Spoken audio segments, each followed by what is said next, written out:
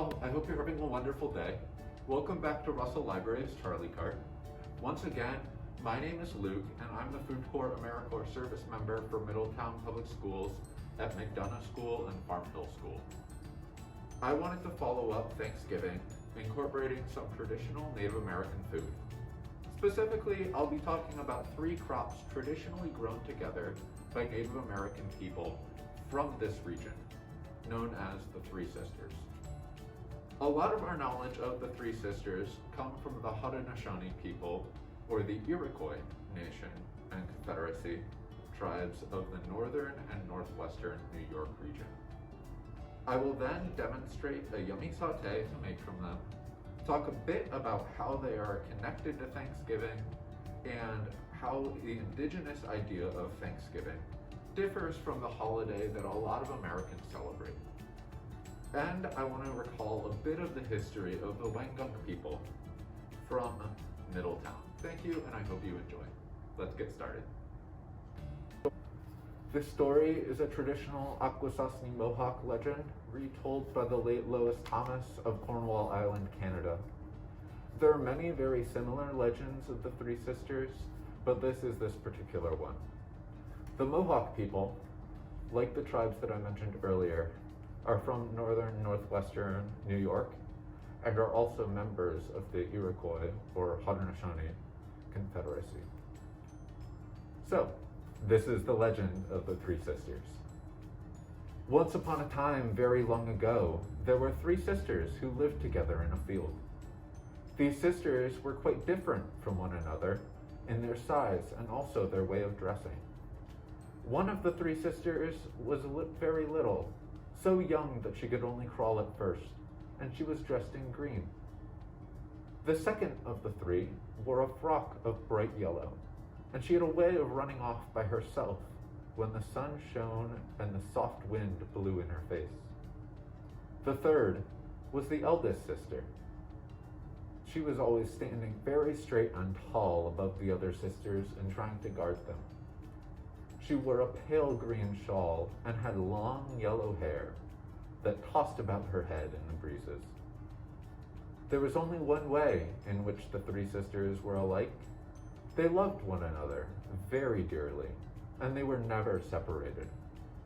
They were sure that they would not be able to live apart. After a while, a stranger came to the field of the 3 sisters, a little Indian boy. He was as straight as an arrow and as fearless as the eagle that circled the sky above his head. He knew the way of talking to the birds and the small brothers of the earth, the shrew, the chipmunk, and the young foxes.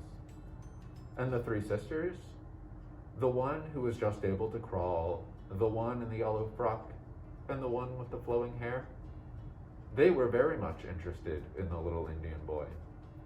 They watched him fit his arrow in his bow, saw him carve a bowl with his stone knife, and wondered where he went at night. Late in the summer of the first coming of the Indian boy to their field, one of the 3 sisters disappeared. This was the youngest sister in green, the sister who could only creep. She was scarcely able to stand alone in the field unless she had a stick to which she clung. Her sisters mourned for her until the fall, but she did not return.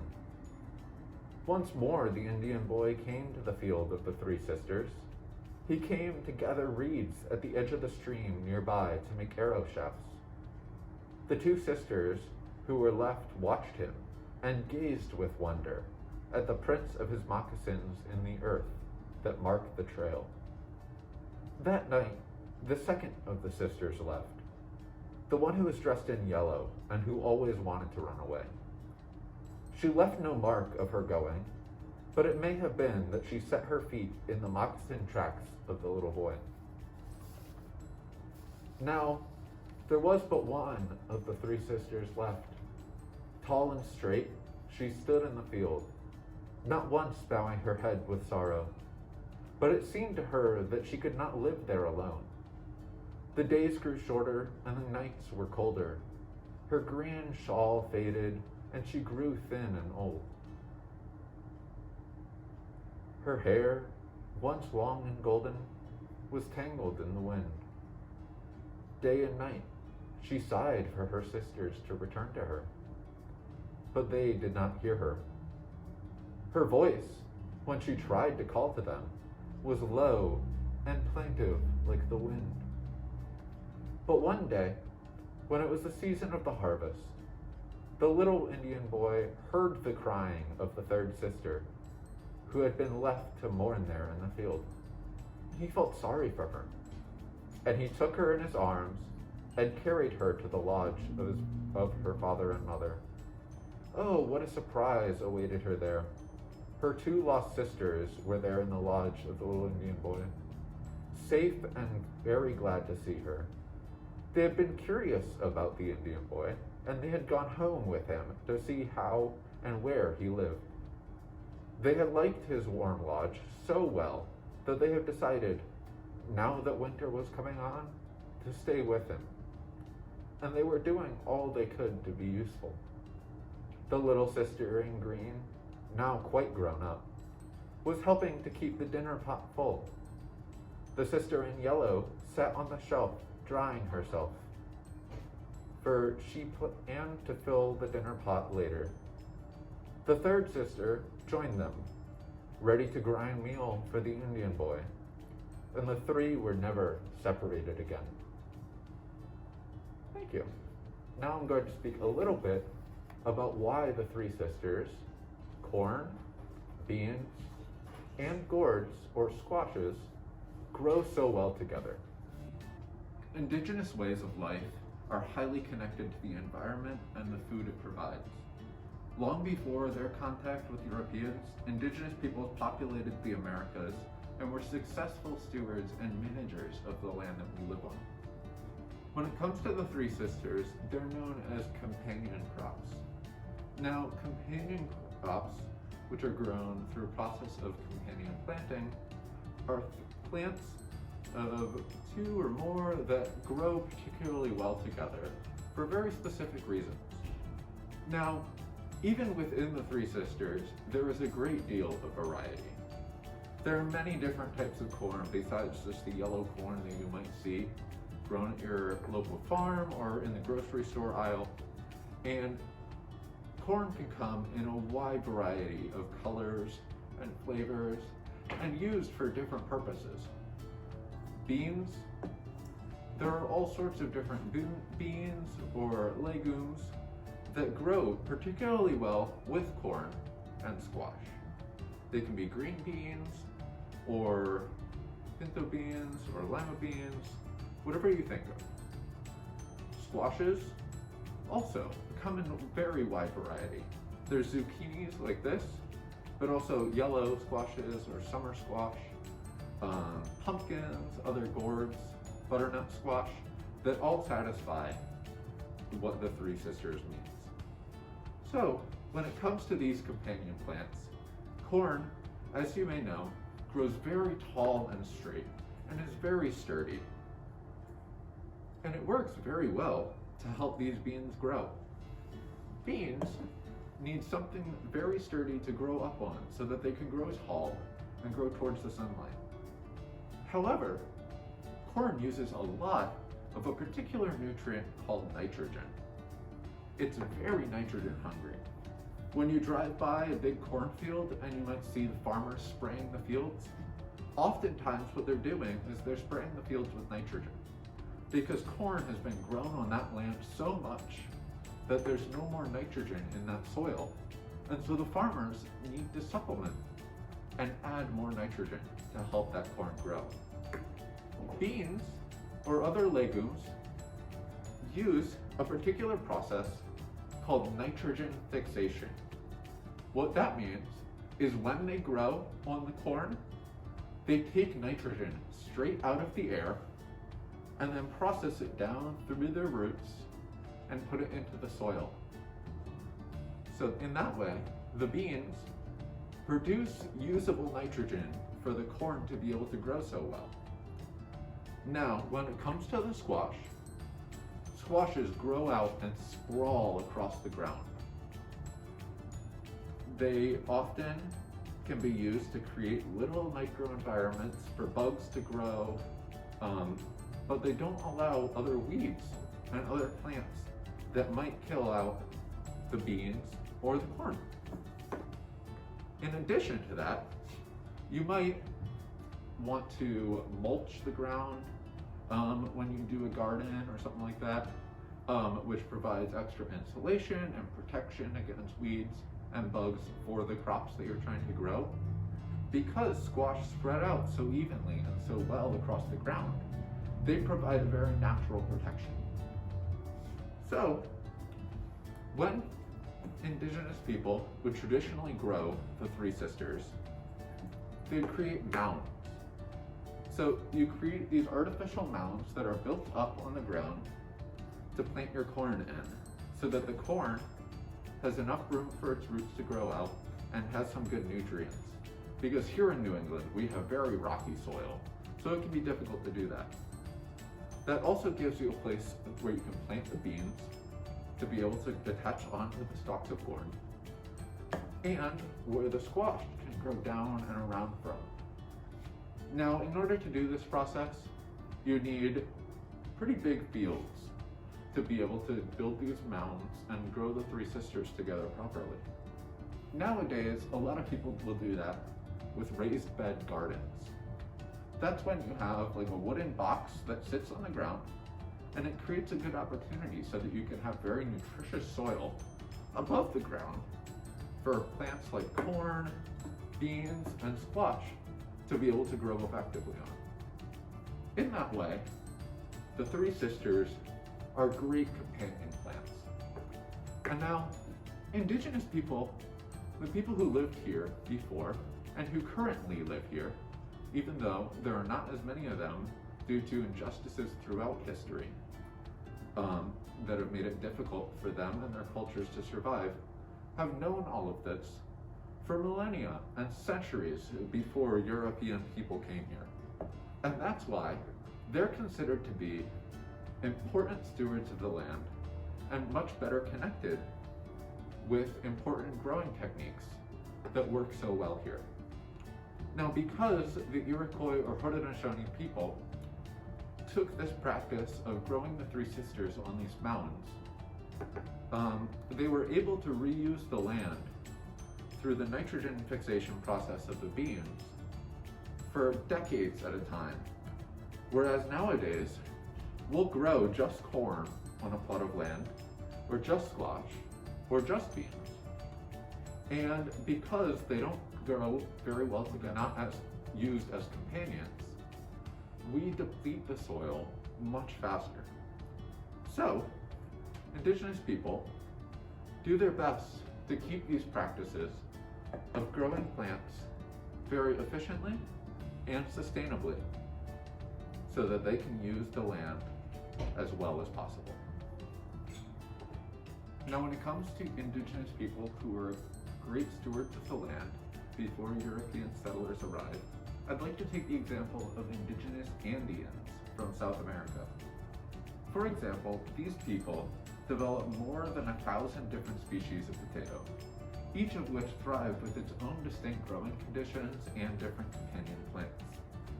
Along with these potatoes, many other foods, including corn, beans, squash, pumpkins, peppers, tomatoes, yam, peanuts, wild rice, chocolate, pineapples, avocados, papayas, pecans, strawberries, cranberries, blueberries, just to name a few, are indigenous to the Americas. More than half of the crops grown worldwide today were first successfully and scientifically in the Americas used by indigenous people. Crops and other foods were exchanged along vast, distinct, and complex trade routes, which is how they were throughout the Americas and used by a wide variety of different cultures and people who were here before.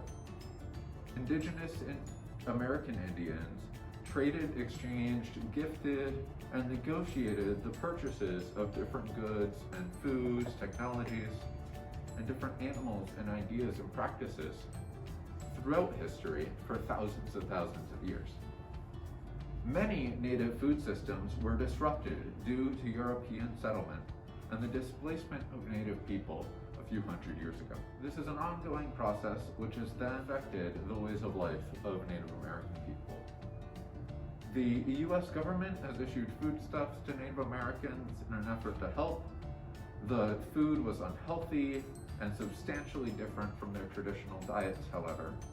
Unhealthy food combined with an uneven quality and access to good medical care has still continued to leave many American Indians fighting a battle for their health, including during the current pandemic. So American Indians are working to restore their environments and using original food sources, such as the Three Sisters, as a way to combat this. This return to original traditional food practices is known as food sovereignty. This means that communities get to choose which foods fit their diet and their cultural background the best, and they use their own practices to control what they grow and produce and eat so that they can be as healthy as possible and stick to their own culture. And in the case of Native American food systems, often grow things much more sustainably and take care of the ground very well. Now that we know a bit of the history and traditional use of the Three Sisters, let's get started on our recipe. Now, I posted the recipe below the video so that you can see the ingredients and steps so that you don't have to follow along specifically. But just to review, I have about 1/3 of a pound of green beans, a small zucchini, about 1/3 of a bunch of parsley, 1 small red pepper, about a cob's worth of corn, 1 tablespoon of olive oil, a tablespoon of pumpkin seeds or pepitas when these ones are lightly salted, about a clove or 2 of garlic, some salt and pepper. Yeah, that's all we need. So when it comes to buying the veggies, you want to try and buy fresh and local when you can.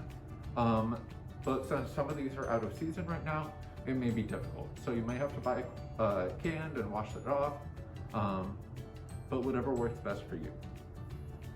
So to begin with, if you do buy fresh corn and you have it on the cob, you'll want to fully shuck the corn and snap it in half. And then you'll hold the corn upright and slice straight down, cutting all of the kernels off. And that's currently what we have here.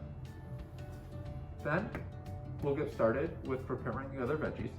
When it comes to the beans, you're going to remove the stem, which you find at the end.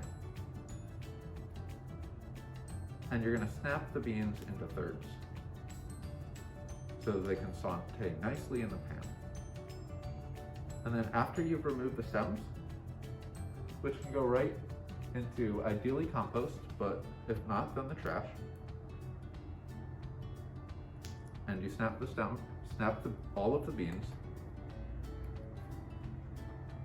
Then we'll continue on with the zucchini.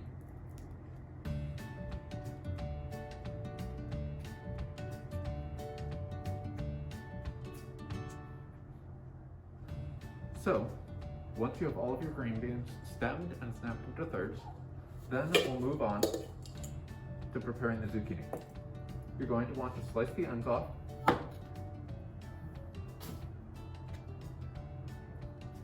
and dispose of them in the same way. And then you'll cut the zucchini in half, and then into half again.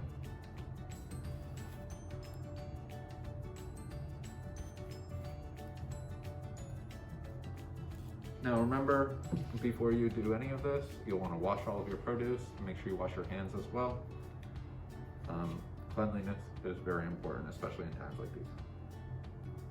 So once your zucchini is cut into quarters, you'll want to cut it into about 1/4 inch thick pieces. So that'll be about that thick. And then being careful as you do so, with your fingers curled back so you're being safe. Then you'll just want to cut up the whole zucchini up.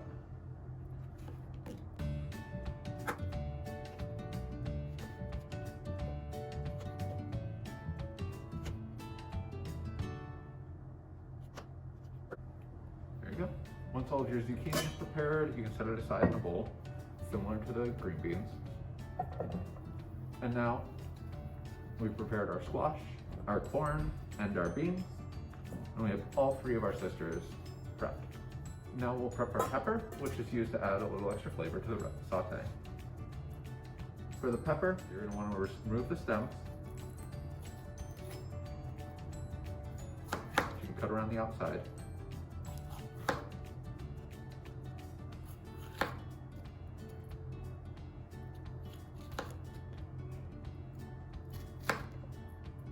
Now once you have the stem and the core removed, you want to dispose of it, and being careful when you cut so that you don't get seeds everywhere. And then once you have it cut into quarters, you can cut it lengthwise into thin strips.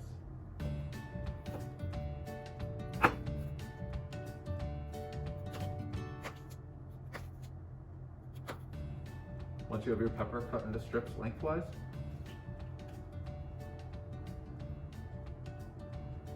you'll want to cut across so you can get smaller dices.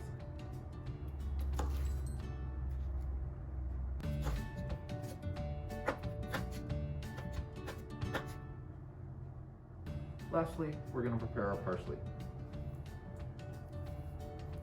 Parsley, an herb which goes very well in Connecticut,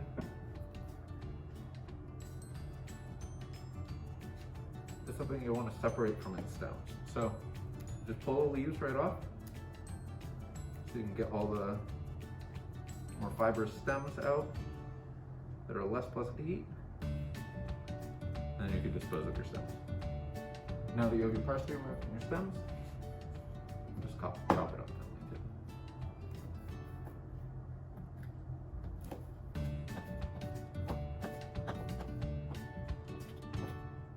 There we go. There's our parsley prep too. Lastly, you want to take your garlic, which will be used to prepare with the oil. You're just going to crush the garlic side of the knife. Let it stay crushed. You can leave this skin on the garlic.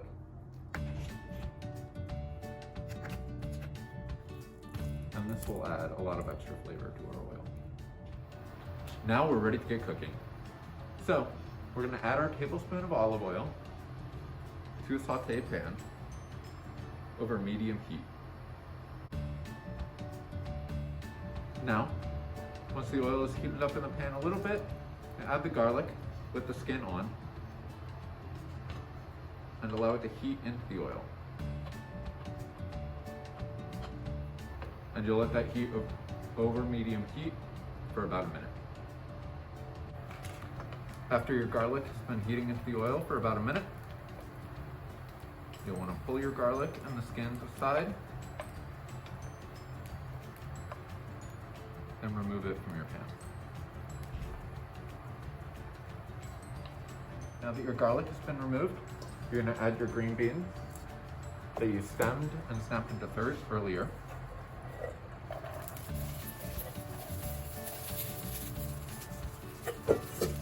And those green beans will be sauteed for about 2 to 3 minutes. After your green beans have been sauteing for about a couple minutes, then they'll start to get tender and brown, but they'll still be crisp. That's how you'll know when to add the zucchini. You'll add the chunks of zucchini that you cut up to about 1/4-inch pieces. And then along with your zucchini, add in a dash of salt.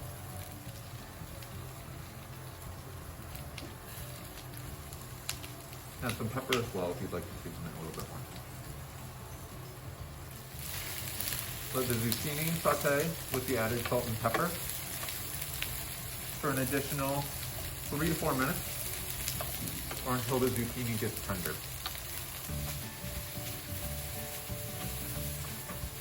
Now once your zucchini is golden brown and tender, now you can add your corn.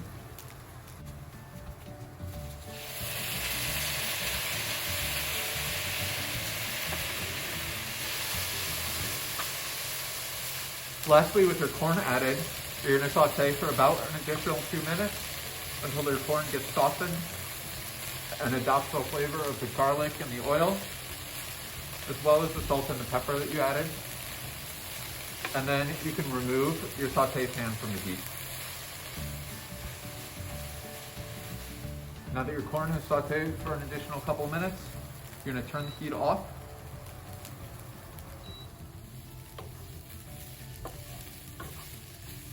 And let it sit to cool some.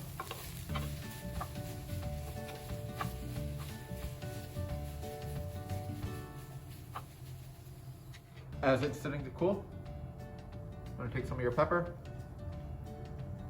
and stir it in just so that it cooks just a little bit, along with all the other veggies. If you prefer your pepper more well cooked, you can add it earlier along with the corn. Serve your saute, the Three Sisters, warm, garnished with a little bit of your chopped parsley and some of your salted pepitas or pumpkin seeds. And this makes for a great, healthy side for any meal and makes great use of the Three Sisters. Now that we're enjoying our delicious saute, I wanted to speak a little bit about the history of the tradition of Thanksgiving. The Haudenosaunee people of northern New York have a tradition of giving a Thanksgiving address.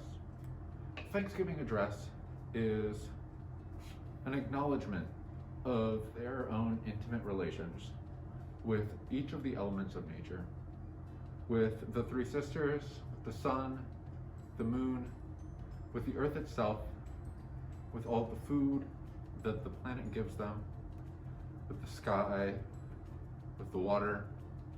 All of these are named in their Thanksgiving address, which is a traditional practice that helps them to reflect and put themselves in a mindset of gratitude toward the earth and the universe.